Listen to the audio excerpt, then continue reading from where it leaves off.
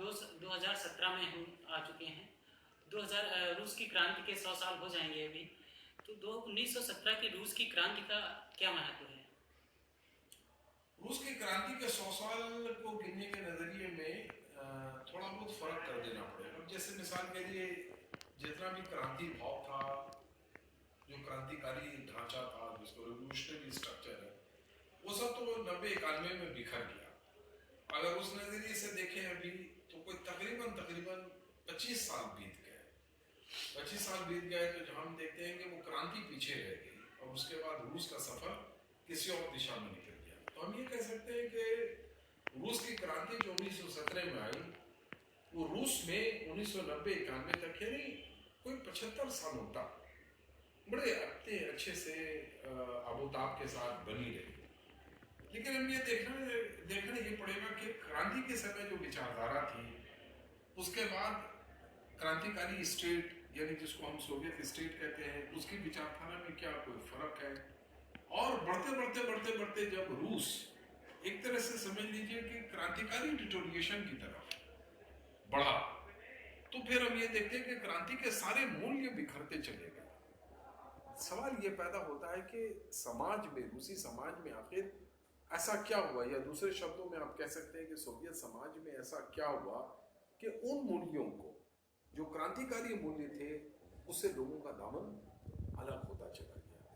तो मुझे ऐसा लगता है कि जहाँ एक तरह से याद करने का मौका है कि 1917 में साम्यवादी क्रांति आई थी रूस में, और 2017 में 100 साल से कम की भी उम्र रही उस क्रांति की, आखिर ऐसा क्या हो गया। बल्कि आपको जैसा पहले भी बताया कि 75 साल तक आते आते क्रांति ने दम तोड़ दिया और सोवियत रशा बिखर गया। और वो क्रांति का जो पूरा सपना था, पूरे समाज को और समाज के साथ साथ पूरी दुनिया को नए तरीके से रीस्ट्रक्चर करने का जो ख्वाब था, वो ख्वाब कहीं ना कहीं छूट गया, कहीं टूट गया और कहीं छूट गया। लेकिन जो चीज छूट गया और टूट गया, इसका मतलब ये नहीं है कि 1917 में जो ख्वाब देखा गया था, उस ख्वाब में कोई कमी थी। यानी उस हिस्टोरिकल प्रोसेस में ख्वाब को जिंदा रखने के लिए हमें क्या कुछ और करना था, जो वो रिवोल्यूशनरी स्पिरिट बना रहता रूसी लोगों में, सोवियत लोगों में। तो ये चीज मुझे ये अब देखना है कि रूस के अलावा दुनिया में और ऐसे सारे ऐसे देश हैं, समाज हैं, जहां उसी क्रांतिकारी स्पिरिट से समाज की पुनर्संरचना की जा सकती दोबारा से।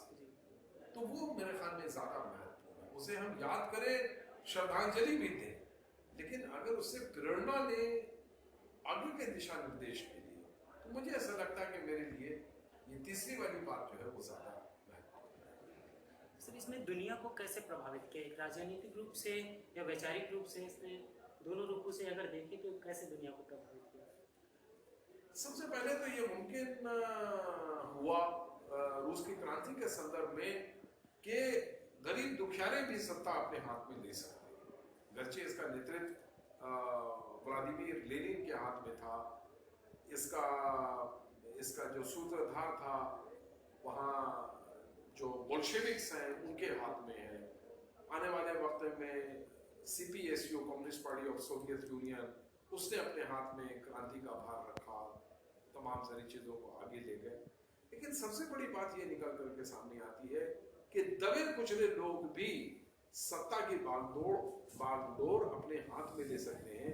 इस क्रांति से यह स्थापित। और मुझे ऐसा लगता है कि इसने पूरी दुनिया के लोगों को, खासतौर से जो सर्वहारा तबका है, जो मजदूर है, जो किसान है, उसको जरूर प्रेरणा मिली। अगर आप हिंदुस्तान को उठा लें, बहुत सारे क्रांतिकारी पैदा हुए।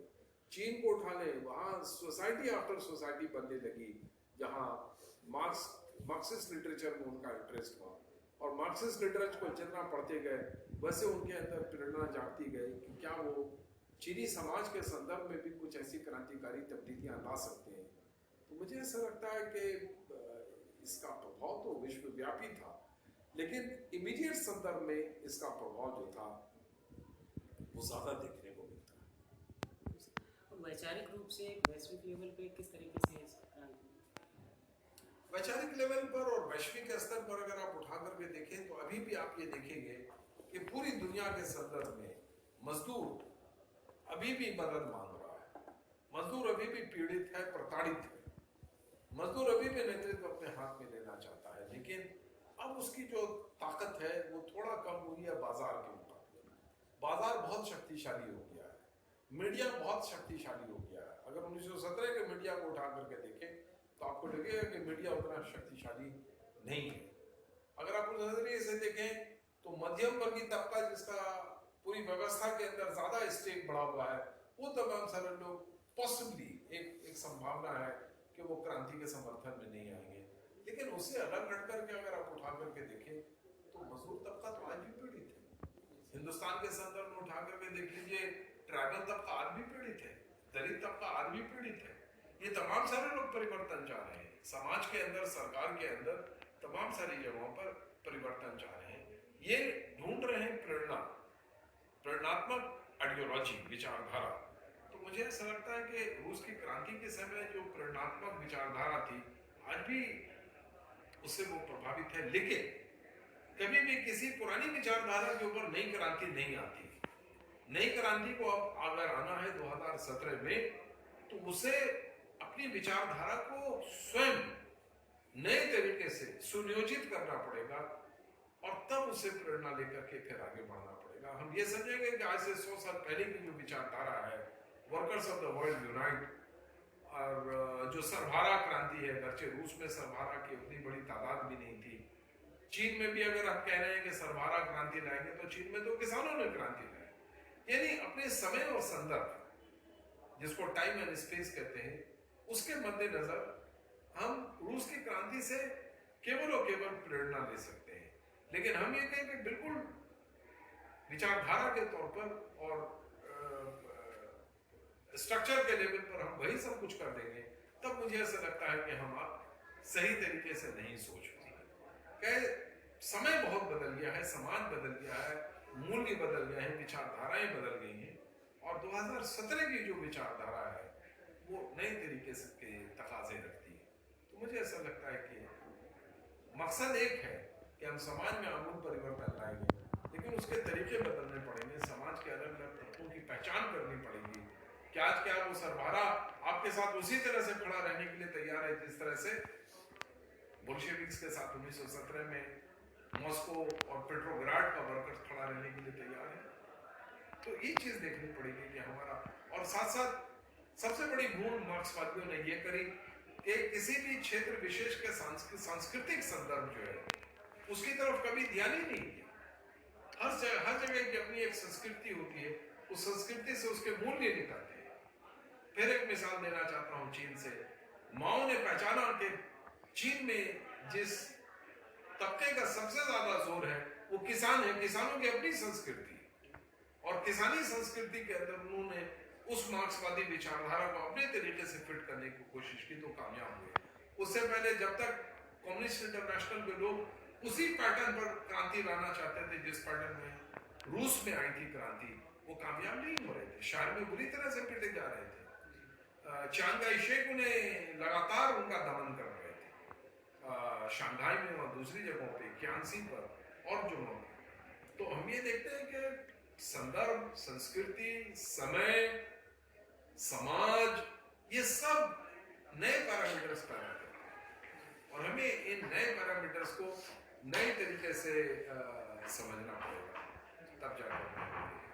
भारत के स्वाधीनता आंदोलन और उसके बाद जो सामाजिक राजनीतिक आंदोलन हुए भारत में, उन आंदोलनों को इस क्रांति ने कैसे प्रभावित किया?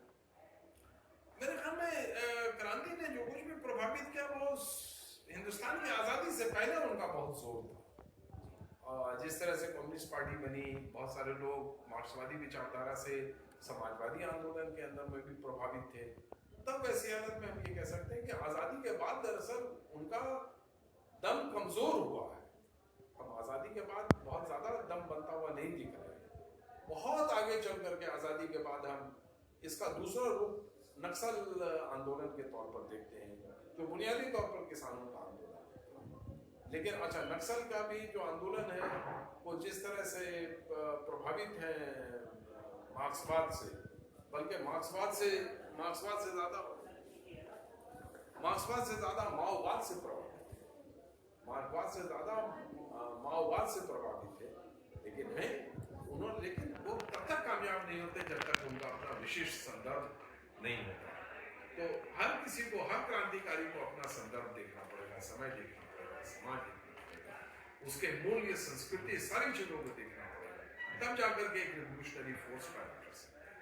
अगर आप ये नहीं कर पा रहे हैं, इसका मतलब है कि आप टाइम वॉर्प में फंसे हुए हैं, यानी जो एक गुजरे हुए समय की जो कुंठा है, आप उसमें फंसे हुए, उससे नहीं निकल पा रहे हैं। आपको लग रहा है कि सारी प्रेरणा वहां मौजूद है, वेरी सॉरी, समय के साथ प्रेरणा के स्रोत भी बदल जाते हैं। मुझे ऐसा लगता है कि किसी सोचे समझे व्यक्ति के लिए जरूरी है कि अपने सारी चीजों को, संदर्भ, समाज और ये वो तमाम चीजों को देख करके एक नई जमीन तैयार करें और प्रेरणा वहां से ले, लेकिन उसमें नए और आयाम जोड़ता चला जाए, तब तो मुमकिन है। 1917 2017 में रिपीट नहीं हो सकता।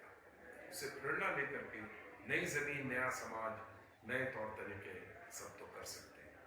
लेकिन है, प्रेरणा है, इतिहास से प्रेरणा लेते हैं, 1917 से प्रेरणा ले सकते हैं, बट केवल और केवल प्रेरणा था। अगर हम उसको रिपीट करना चाहेंगे तो अटल फेल्योर, सीधे सीधे नाकामी। सर, इसके पतन को आप किस रूप में देखते हैं? पतन को इस माने पर देखेंगे कि सोवियत सिस्टम ने अपने लिए, अपने रीजनरेशन के लिए जितने तरह के मॉरल गुड्स हो सकते हैं, उन्होंने मॉरल गुड्स नहीं तैयार किया। जैसे मिसाल के लिए, अगर डेमोक्रेसी चलती रहे तो हमें हर दिन डेमोक्रेसी की बात करनी पड़ेगी,